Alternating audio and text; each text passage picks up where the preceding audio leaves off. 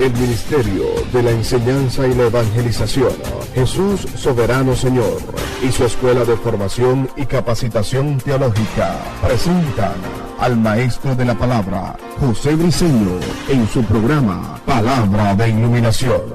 Nuestro mayor objetivo es que el Dios de nuestro Señor Jesucristo, el Padre de Gloria, os dé espíritu de sabiduría y de revelación en el conocimiento de Él, alumbrando los ojos de nuestro entendimiento. Prepárense para escuchar al maestro de la palabra, José Briceño, y su programa Palabra de Iluminación.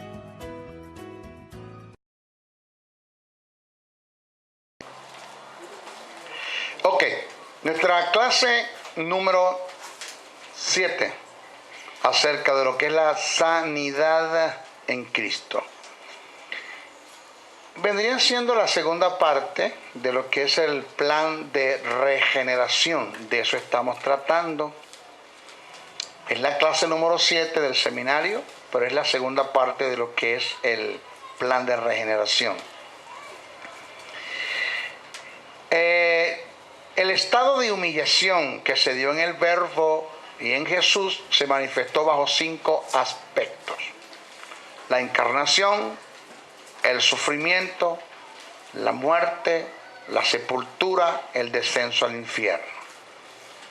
De estos nombrados, nada más vamos a tocar el segundo y el tercer aspecto. Sufrimiento. Todos los sufrimientos de Cristo fueron el resultado del hecho de haber tomado el lugar de los pecadores en forma vicaria. Acuérdense lo que le enseñé.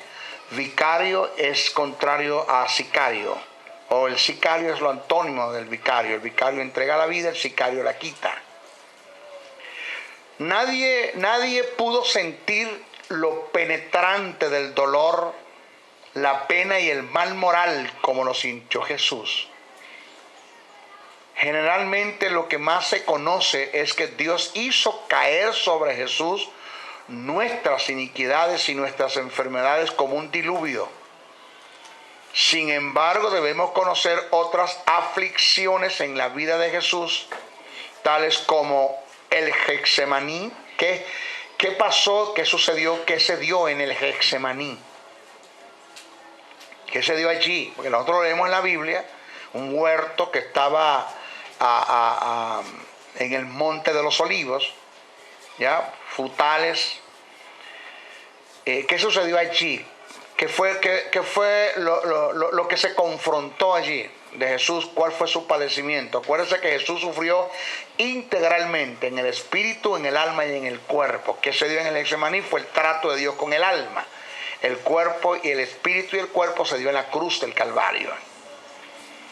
Entonces, sin embargo, debemos conocer otras aflicciones en la vida de Jesús, tales como el Getsemaní, la tortura romana, el Gólgota, que es lo que llaman el monte del cráneo, de la calavera, el Gólgota, que formaron parte de su sacrificio redentor. Vamos a comenzar a narrar los padecimientos de Jesús paso a paso, para que podamos crear conciencia con respecto al costo que tuvo nuestra salvación, para que después usted venga a decir que Dios permite la enfermedad o que Dios es causante de la enfermedad. O sea, lo mío es hacerte crear conciencia, que no es posible, chicos, que después que Dios haya colocado y pasado a Jesús por tanto sufrimiento, vaya a estar enfermando a la iglesia, porque Dios lo hizo con Jesús para no hacerlo contigo. Eso es lo que queremos enseñar. Primero comencemos con el Getsemaní. Getsemaní era una pequeña propiedad cercada, un huerto entre árboles y frutales y varios arbustos. Se encontraba al pie del monte de los olivos. Este término etimológicamente significa prensa de aceite. Que nada más y nada menos, eso fue lo que sucedió con el alma de Jesús. Jesús fue triturado. Jesús tuvo que morir en el alma, producir el suicidio en el alma para que Dios pueda vivir en él. ¿Ok? En el Getsemaní Jesús comenzó a sentir una agonía psíquica hasta el punto que exclamó: mi alma está triste hasta la muerte. Entonces el texto dice, Mateos 26, 36, 38. Entonces llegó Jesús con ellos a un lugar que se llama Getsemaní. Y digo a sus discípulos: sentaos aquí, entre tanto que voy allí y oro. Y tomando a Pedro y a los dos hijos de Zebedeo, comenzó a entristecerse, ¿quién? Jesús, y a angustiarse en gran manera. Entonces Jesús les dijo: mi alma está triste, está muy triste hasta la muerte. Según lo escrito originalmente, lo que realmente Jesús expresó fue: tengo una tristeza que me está causando la muerte. Eso fue lo que Jesús expresó. Así parecen algunas versiones. En cuanto a su agonía, podemos resaltar lo siguiente. Entonces llegó Jesús con ellos a un lugar que se llamaba Getsemaní y comenzó a entristecerse, a angustiarse en gran manera. Eso es Mateos 26, 36, 38. Pero Lucas 22, 44 escribe, reza, cita: y estando en agonía, quien Jesús oraba más intensamente. Óigame, el nivel de su oración es el nivel de su agonía. Si oraba más intensamente es porque intensamente era su agonía. Eso mírelo así. Estando en agonía oraba más intensamente, y era su sudor como grandes gotas de sangre que caían hasta la tierra. El término agonía del griego es agonía, igual se pronuncia, que indica una extrema tensión emocional y tiene que ver con el área psíquica que radica en el alma. Según el relato de Hebreos 5:7, Cristo lloró y gimió con gran clamor y súplica. Algunos historiadores alegan que Cristo oró en la forma más humillante, como lo hacía todo judío.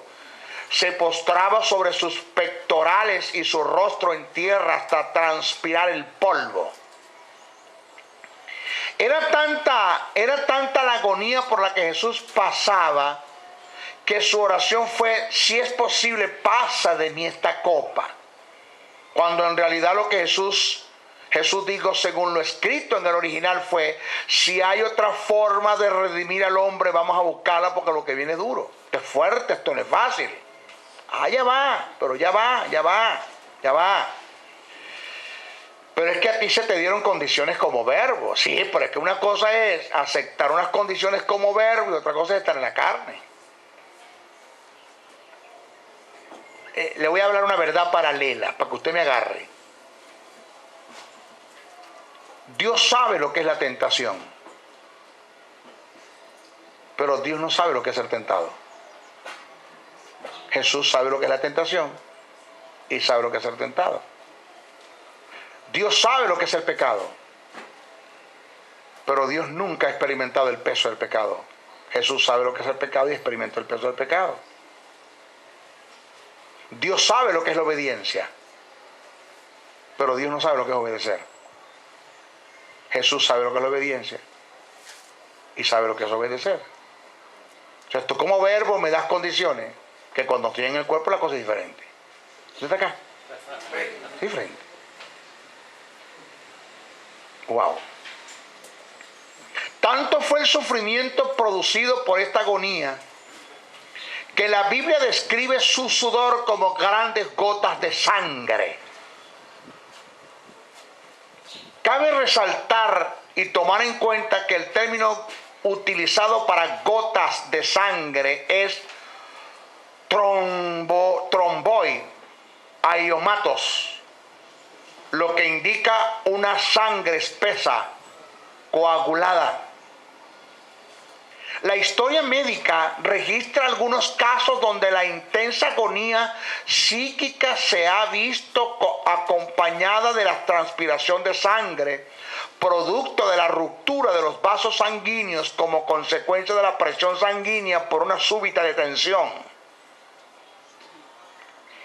El comentarista bíblico Matthew Henry destaca que Lucas se refiere al sudor de sangre después de la llegada del ángel para confortar a Jesús, lo que nos permite ver que este sudor fue efecto de una reacción tremenda por la que la sangre que se había retirado al corazón, como ocurre en todos los casos de pavor, al agudizarse el clímax de la agonía con la compensación de las palabras del ángel, se vino un tremendo rebote hacia la periferia, haciendo saltar las plaquetas y colándose finalmente a través de la epidermis y producir la sudoración de sangre, conocida en la medicina como hemorroidosis o hematridosis. Para mayor credibilidad, debo resaltar que Lucas, quien hace registro de este acontecimiento de los sufrimientos de Jesús, fue un médico reconocido como uno de los mejores en la época, dato que en el estudio de la cristología no se debe pasar por alto. ¿Qué quiere decir con esto, maestro? Que ni Marcos, ni Juan, ni Mateo hacen registro de sudor de sangre, solamente Lucas. ¿Por qué? Porque era médico. Le llamó la atención el fenómeno patológico. Le llamó la atención. Digo, wow, aquí hay algo. Después de pasar por la agonía en el Getsemaní, con todos los poderes de las tinieblas, porque esa película que presentó Mel Gibson, donde Jesús en el Getsemaní se aparece a Satanás con la figura de una mujer, no sé si fue una mujer o no fue, con qué figura se le aparece, pero eso es cierto. Los poderes de las tinieblas vinieron sobre Jesús en el Getsemaní. Vinieron sobre él. Después de pasar por la agonía en el Getsemaní, Jesús pasó por el juicio de los hombres. Trasnochado, con hambre, cansado, lo llevan ante el sumo sacerdote, posteriormente llevado ante Pilato. Este lo remite a Herodes, después es devuelto a Pilato, luego es presentado ante el pueblo, donde se toma la decisión de soltar a Barrabás y crucificarlo y crucificar a Jesús. Después de haberlo sometido a una caminata de 4 kilómetros aproximadamente de una parte a otra, es sometido al acto de la flagelación. Hambre, desnudo, trasnochado, frío, sed. Para usted de contar. Este es Jesús que está pasando por todo esto porque Dios lo somete a eso. Por causa de tu maldición, de tu enfermedad, de tu pecado, para Dios colocar sobre Jesús todo eso, para no colocarlo sobre ti, para que tú me vengas a decir a mí que Dios es causante de la enfermedad y que Dios permite enfermedades y que Dios prueba con enfermedad. Eso es lo que se está predicando en nuestro pueblo. Eso es herejía. Eso es apostasía, es una blasfemia en contra de Dios. Las flagelaciones. Vamos a las flagelaciones. Según la ley, antes de todo crucifixión era obligatorio flagelar al reo. Solamente se exentuaban de estas prácticas a las mujeres, a los senadores y a los soldados romanos. El instrumento de la flagelación era un látigo corto llamado flagrum o flagellum, con varias apéndices o correas de cuero de distintas extensiones, a los que se les amarraba al final pequeñas bolas de hierro o hueso de oveja intercalados. La víctima era despojada de su ropa. ¿De qué? De su ropa. No como lo presenta la Hollywood, el Cristo con un pañal, el Cristo con un trapito tapándole sus genitales. No. Estamos hablando de glúteos, de miembro viril y de testículos al aire, donde estaba a merced de la vergüenza de todos.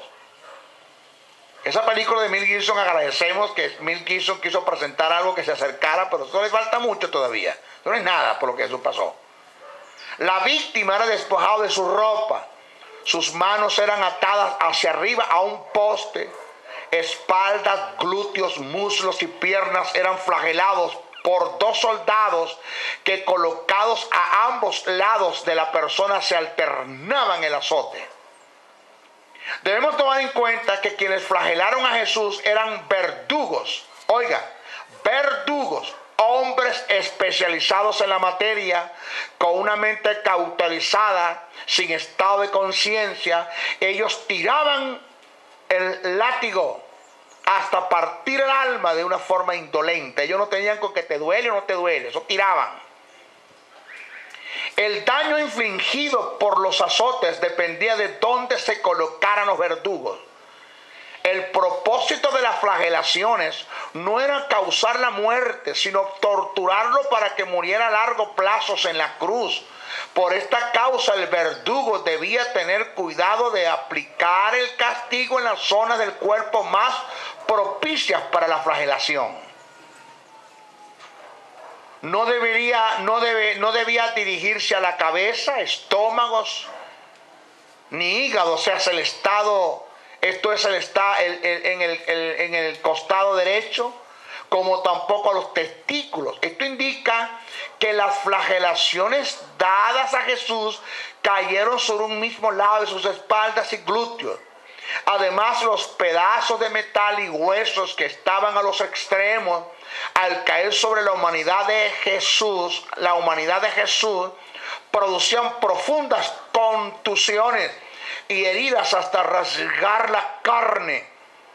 Tomando en cuenta que Jesús no lo flagelaron los judíos sino los romanos, debemos deducir que no le dieron 40 latigazos sino 120. Esto es 3 veces 40. Presta atención a eso. Bueno, después le clavan la corona. Adición a esto, le colocaron una corona de espinas sobre la cabeza, una de las partes más sensibles del ser humano. La corona que colocaron sobre Jesús no era una forma de circunferencia, algo así como circunferencia, como presenta Hollywood, no, sino era especie como de un casco. Lo deducimos porque la Biblia dice que al golpear sobre la corona con una vara hundían más las espinas. Cosas que no es posible si la corona hubiese sido circunferencia. ¿Ya? Para complementar la tortura, las espinas tenían las propiedades de succionar la carne. Se adherían al cuero cabelludo, produciendo un intenso dolor de cabeza conocido en la medicina como la migraña aguda. Desde el sentido espiritual, la corona colocada sobre Jesús encierra unas verdades que pocos la han captado. Todos los que el Redentor pasó tiene un significado y cumplimiento profético. La corona no escapa de esta verdad. Miren lo que simboliza y la verdad que está encerrada en la corona. Cuando el hombre desobedeció en el huerto del Edén, dice la Biblia que Dios hizo brotar cardos y espinas de la tierra en señal de maldición. Según esta verdad, el colocar la corona de espinas sobre la cabeza de Jesús, lo estaban coronando de maldición para que nosotros llevásemos la corona de bendición. Alabado sea el nombre del Señor. Qué tremendo, Jay. Y usted me viene a decir a mí que Dios enferma, que Dios permite la enfermedad, que Dios es causante de la enfermedad, que la voluntad de Dios que usted está enfermo. Coronó a Jesús de maldición para colocarte la corona de bendición a ti y a mí. Las escrituras demuestran que las espinas es símbolo y tipo de maldición. Dice el texto: maldita será la tierra por tu causa, espinos y cardos te producirán. Génesis 1, 17, 18. Hebreos 6, 7, 8 dice: porque la tierra que bebe la lluvia, que muchas veces cae sobre ella y produce hierba provechosa a aquellos por las cuales es labrada, recibe bendición de Dios, pero aquel que produce espino y abrojos es reprobada y está próxima a ser maldecida. Oiga que espina y abrojos es maldición. Jesús fue coronado con maldición para que usted llevara la corona de bendición. No solamente eso, sino que la corona, las espinas succionaban la carne. Y se cree, según algunos historiadores judíos, a Jesús se le pudieron haber quitado la corona 3 veces y 3 veces se la pusieron. Según algunos, para quitarle la vestidura, poner la vestidura. Camino al Gólgota. La severidad de las flagelaciones con su intenso dolor y la gran pérdida de sangre, y aún la corona colocada sobre el cuello cabelludo, debió dejar a Jesús en un estado de pre-shock. El abuso mental y físico cometido con Jesús por parte de judíos y romanos, así como la falta de alimentos, de agua y cargado de sueño, contribuyeron a debilitar físicamente a Jesús. Por lo tanto, desde el punto de vista médico, sus condiciones físicas antes de la crucifixión debieron ser extremadamente críticas y comprometedoras. La crucifixión. La crucifixión era el peor de los sufrimientos y la peor tortura que podía padecer un hombre.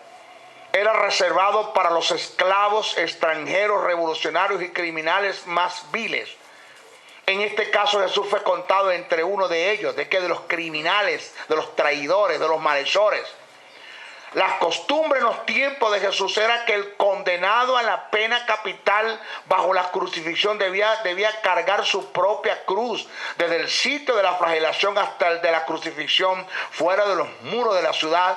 Jesús entonces caminó medio o 1 kilómetro aproximadamente con la cruz a cuesta. Debemos aclarar que Jesús no cargó una cruz como lo expresa el texto sagrado. La traducción bíblica dice cruz, pero el término que aparece en el griego es stauron, lo cual indica un madero. El stauron era clavado en forma horizontal sobre un madero que estaba en forma vertical en el Gólgota, cuyo nombre era patibulum. Clavando el stauron sobre el patibulum se formaba la cruz.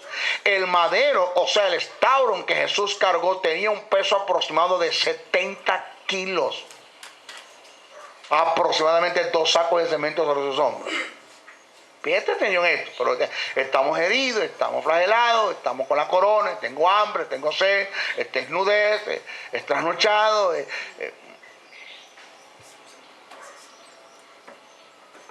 Y tú me vienes a decirle a mí que Dios permite enfermedades. Esto es una broma, chicos, que si yo soy Jesucristo y yo cargo la cruz y por A o por B me doy cuenta que Dios va a probar la iglesia con enfermedad, yo tiro la cruz esa. Yo la tiro, porque esta broma no tiene sentido que me empaséis por todo este sufrimiento para que después estés enfermando de la iglesia. No tiene sentido, tú eres loco, Jehová. No tiene sentido. Al llegar al sitio de la crucifixión, el reo era colocado sobre el madero, stauron, tendido en el suelo. Las manos podían ser amarradas o clavadas. En el caso de Jesús fueron clavadas. Según algunas investigaciones, los clavos eran generalmente colocados con mayor precisión en las muñecas, no en las palmas, en las muñecas y no en las palmas de las manos, porque a causa del peso corporal, las manos se rasgaban y el cuerpo no se mantenía en la cruz. La muñeca acá, la muñeca, no acá en la palma de las manos. De acuerdo con todas las pruebas científicas, los clavos de hierro eran introducidos entre los huesos llamados carpo y radio, y entre el espacio de los huesos carpos y sus ligamentos, muchas veces sin quebrar los huesos, produciendo intenso dolor al atravesar los músculos, ligamentos y el nervio mediano, lo que produce parálisis de una porción de la mano y disminución de la circulación de la sangre, isquemia, contracciones, dolores y calambres. Debemos tomar en cuenta que los clavos eran cuadrados con la punta roma o bola, medían aproximadamente de 8 a 13 centímetros de largo por 1 centímetro de diámetro. Para clavar los pies se hacía sobre el apoyo usado para esto, atravesándolos con un clavo de hierro que pasaba entre el primer y segundo espacio metatarsiano, en el lugar justo de la unión del metatarso. Esto producía la perforación del nervio pedio, que es la rama del tibial anterior, y las ramificaciones profundas del tibial posterior, que tiene que ver con el plantar interno o el plantar externo, los cuales podrían haber sido dañados también por el clavo, produciendo intenso dolor y dificultad al tratar de apoyarse. Ahí tiene un gráfico en su guía.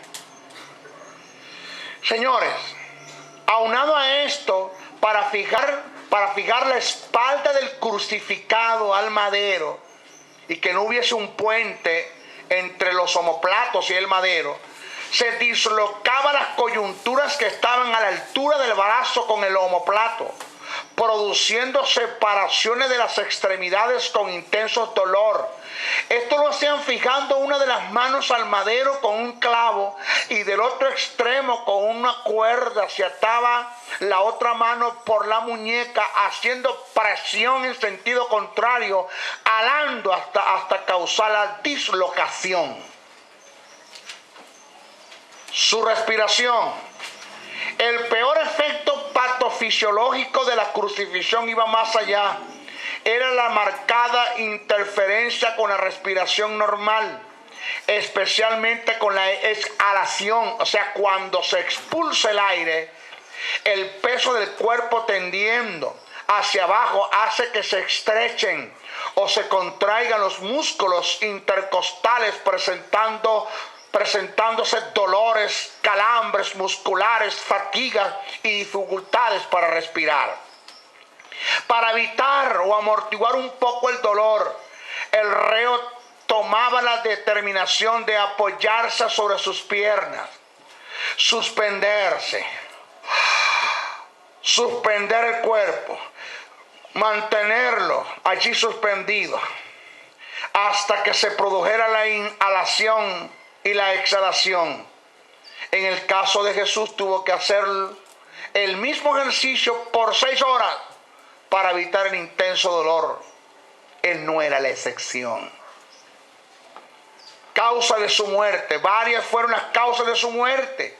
La más probable era el shock hipovolémico, falta de sangre, asfixias, la deshidratación, arritmias inducidas por el estrés, congestionamiento del corazón con el líquido en el pericardio y la pleura. A esto se añade fallas cardiorrespiratorias. Sin embargo, lo importante del caso no es determinar con precisión patológica la causa de su muerte o la causa de la muerte de Jesús, sino las condiciones en las cuales murió, por quién murió y cuál fue el coste de su muerte. Esto es lo que queremos resaltar acá. El juicio de Dios sobre Jesús, todo lo que pasó, ahora viene el juicio. Ya vimos la confrontación en el alma, vimos la tortura en el cuerpo, vamos a ver en el espíritu ahora. Después de haber pasado por el juicio de los hombres y el maltrato físico por las trompadas, las flagelaciones y la corona de espinas causando hinchazones y hematomas, desfigurados su rostro, demacrado su parecer hasta el punto que causaba terror, y la gente cuando iba a verlo en la cruz, hasta el punto que lo que veían apartaban el rostro a causa del asombro por su parecer desfigurado.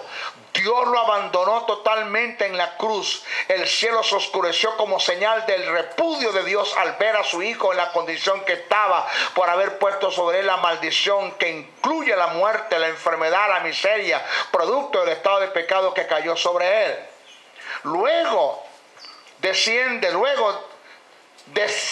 a los infiernos 3 días y 3 noches a ocupar luego el lugar donde Dios lo levanta. Le hago una pregunta.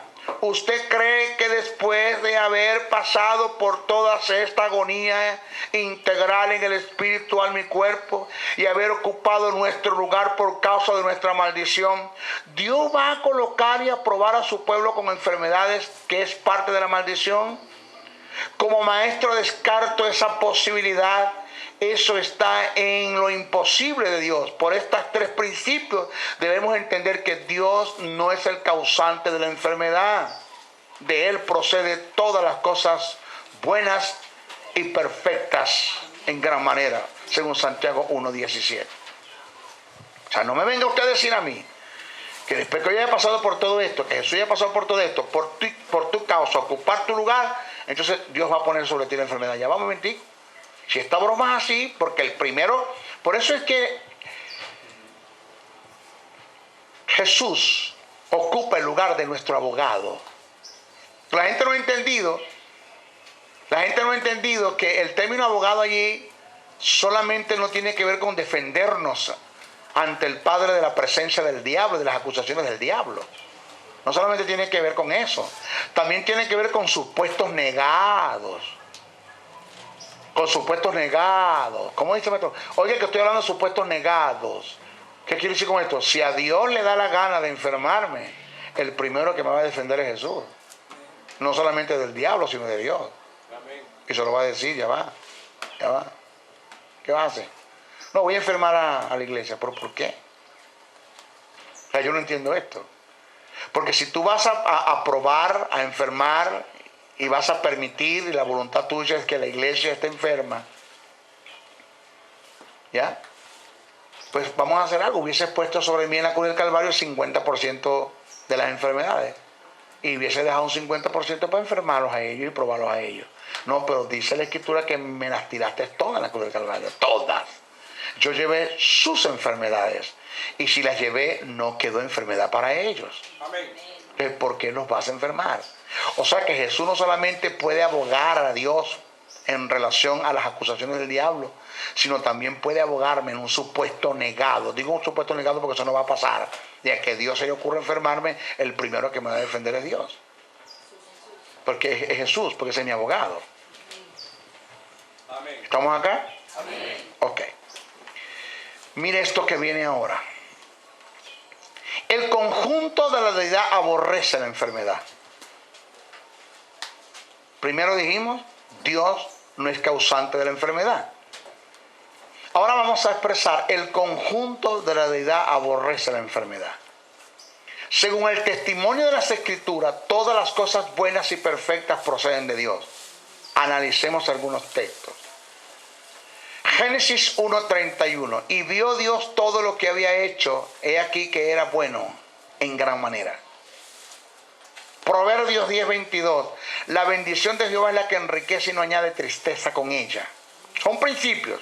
En los textos hay principios establecidos.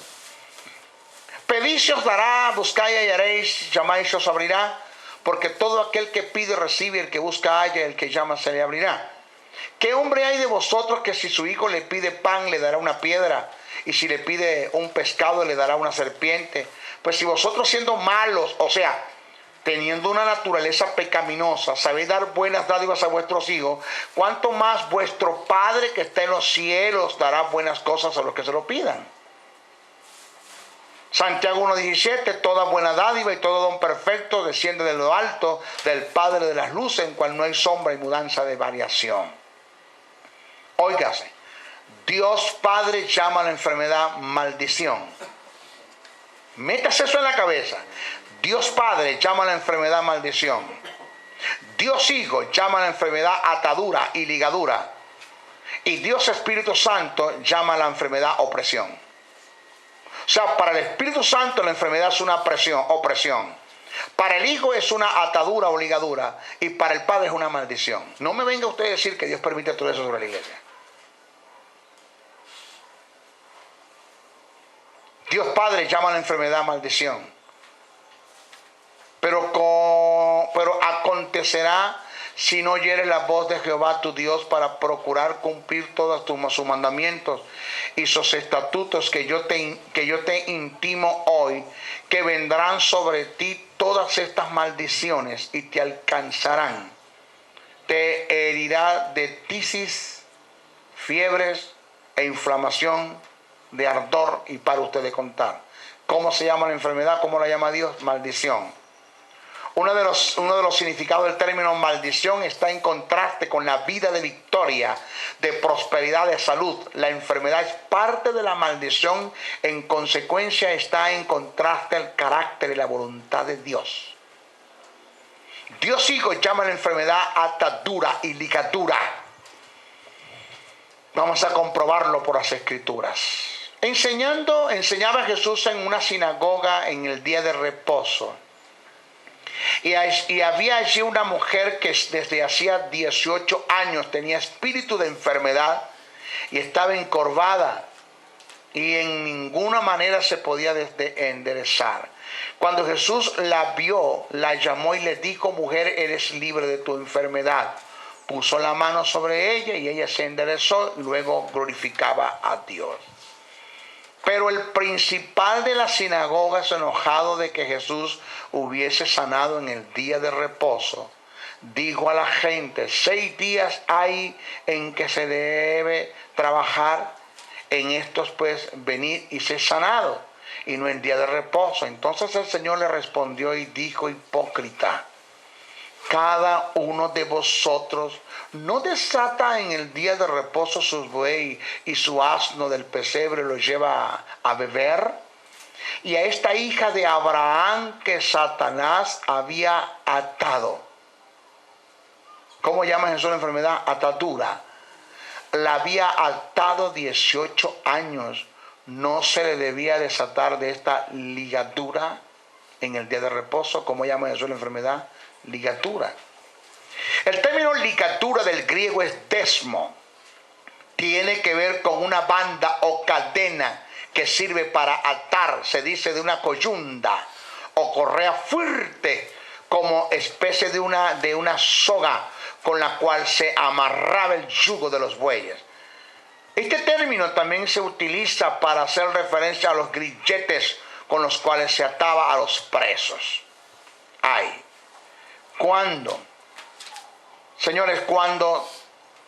se trata de una enfermedad como ligadura, bajo el término desmo, se refiere a un fenómeno que te deja desprovisto de toda posibilidad de movimiento, convirtiéndose en un yugo, inutilizando la vida social normal de un individuo, pasando a ser un penitente de la enfermedad.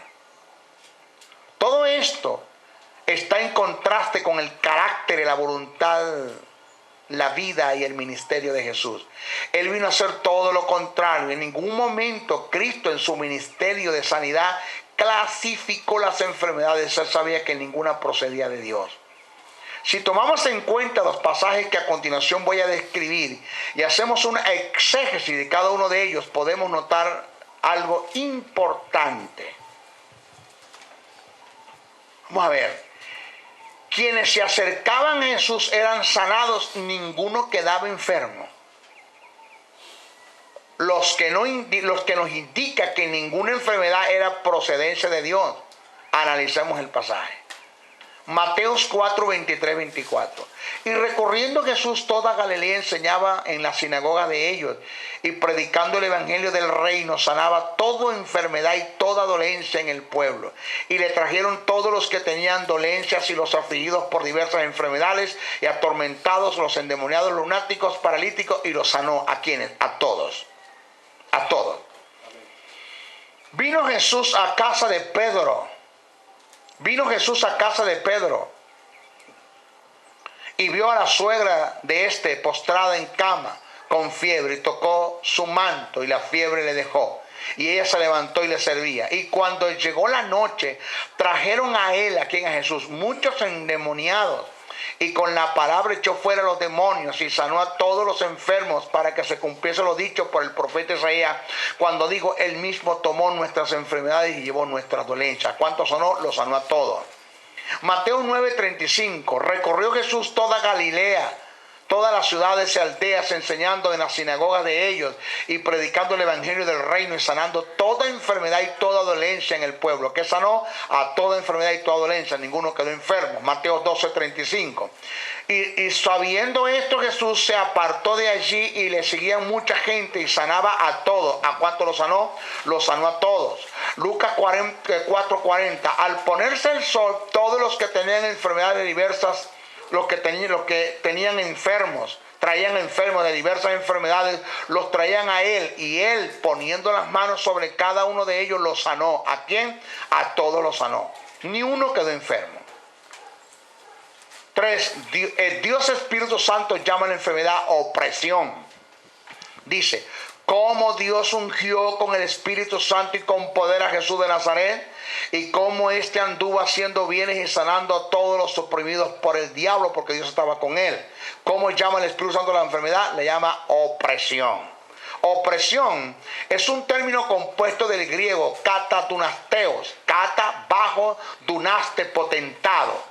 Katadunasteos indica ejercer poder y dominio sobre alguien o algo. Es el acto de mantenerte sometido a alguien en contra de su voluntad. Esto es lo que hace la enfermedad, porque nadie quiere estar enfermo. Si analizamos las enfermedades en relación con el Espíritu Santo, veremos que está en total contraste con su personalidad y su obra. Pablo, en la carta a los Romanos, da testimonio de cómo el Espíritu Santo interviene en la vida del creyente, preservando su cuerpo para mantenerlo en perfecta salud. Vamos a ver. Y si el Espíritu de aquel que levantó de los muertos a Jesús mora en vosotros, el que levantó de los muertos a Cristo Jesús vivificará también vuestros cuerpos mortales por su Espíritu, el cual mora en vosotros. Este pasaje siempre es aplicado única y exclusivamente para hacer referencia a la resurrección de los muertos, la cual es cierto. Pero según algunos comentaristas, teólogos y exégetas, este pasaje también puede estar haciendo referencia a la preservación del cuerpo mientras estemos en vida en la tierra. Esto nos da pie para entender por qué el Espíritu Santo llama a la enfermedad opresión. ¿Están acá? Ja. Aquí hablamos de diversas enfermedades. Vamos a decirlas. Cuando la Biblia hace mención de diversas enfermedades, no solo se refiere a la clase de enfermedad, sino a los diferentes tipos y géneros. Mateo 4:24, Marcos 1:34, Lucas 4:40. Hay 5 tipos de géneros de enfermedades que afectan al individuo orgánicamente. A continuación lo describo. Vamos a ver. 1. Las enfermedades psicosomáticas. Enfermedades psicosomáticas. Relativo al cuerpo y a la mente. Las enfermedades psicosomáticas son conocidas científicamente como trastornos psicosomáticos. Trastornos psicosomáticos son las enfermedades orgánicas cuyo determinismo y evolución se encuentran sometidos de manera prioritaria a factores de orden psíquico. Aunque no aparezca evidencia de las enfermedades mentales, son conocidas como la somatización. Las enfermedades psicosomáticas son aquellas originadas y desarrolladas en la mente que se manifiestan en el cuerpo. Estas enfermedades solo pueden ser combatidas por el conocimiento de la palabra, y de allí la importancia de meditar en la palabra y no en la enfermedad para evitar caer en este género. Psicosomática, hermano. Te van y te hacen una placa, te hacen examen, te hacen todo y no presentas físicamente nada, pero tú tienes el síntoma. Y el problema lo tienes aquí. Estás meditando mucho en eso, pero lo tienes aquí. Lo otro, anomalías constitucionales. Anomalías, múltiples alteraciones biológicas de origen congénito o adquirido. Las enfermedades por anomalías son aquellas producidas por una alteración o deterioro de un órgano del cuerpo. Este tipo de enfermedad es sanada a través de la operación de un milagro como una intervención divina o mediante la ciencia médica como una intervención quirúrgica. 3. Enfermedades producidas por agentes infecciosos. Es decir, parásitos, virus, bacterias. Este tipo de enfermedad es sanada a través de la oración de fe e imposición de manos o mediante la ciencia médica. Algunas de ellas cuando no tienen que ver con virus, porque el virus es aquel tipo de agente infeccioso que entra al cuerpo y no sale nunca más. No tiene cura, no sale del cuerpo. Por eso es que el SIDA se considera un virus. ¿Ok? Eso de que dice por ahí, no, eso es viral, eso es un virus que anda por allí, eso no es aplicable patológicamente no es aplicable a la medicina. Usted no tiene ningún virus, porque si usted tiene un virus, usted no le va a salir nunca. Con una pastillita, con una guarapito de limón, dale una pastillita y un guarapito de limón caliente, que eso es un virus, eso le sale, eso no sale nunca, el virus nunca sale del cuerpo. Te fuentes espirituales son aquellas producidas directamente por un espíritu inmundo, alojándose muchas veces en un órgano del cuerpo. Marcos 9, 17, 25, Lucas 6, 18, 7, 21, 8, 2, 9, 42, 13, 11, 12, Hechos 5, 16. Este tipo de enfermedad es combatible por la expulsión de demonios. Enfermedades psicóticas. La psicosis es un término género que designa las enfermedades mentales caracterizadas por una alteración global de la personalidad que subvierte, o sea, perturba o trastorna la relación del sujeto con la realidad. Ejemplo de esto, la paranoia, paranoide, paramencia o mal de Alzheimer. Son enfermedades. ¿Ok? Nuestra próxima clase vamos a ver de cuál causa de las enfermedades, por qué hay tantas enfermedades, en este caso en la iglesia. ¿Ok? Bendiciones, bendiciones, bendiciones. Si has sido bendecido a través del mensaje transmitido en este programa, comunícate por los teléfonos 0058-416-860-7602, 0058-414-9992 o al 0058-261-737-3387. Escríbenos a los correos electrónicos josebriceno77@hotmail.com, JesusSoberano77@hotmail.com. Y si deseas seguir disfrutando de estos mensajes, ingresa a nuestro portal web maestrojosebriceno.blogspot.com. Suscríbete a nuestro canal en YouTube o visítanos en Facebook. Será hasta una nueva oportunidad en su programa Palabra de Iluminación.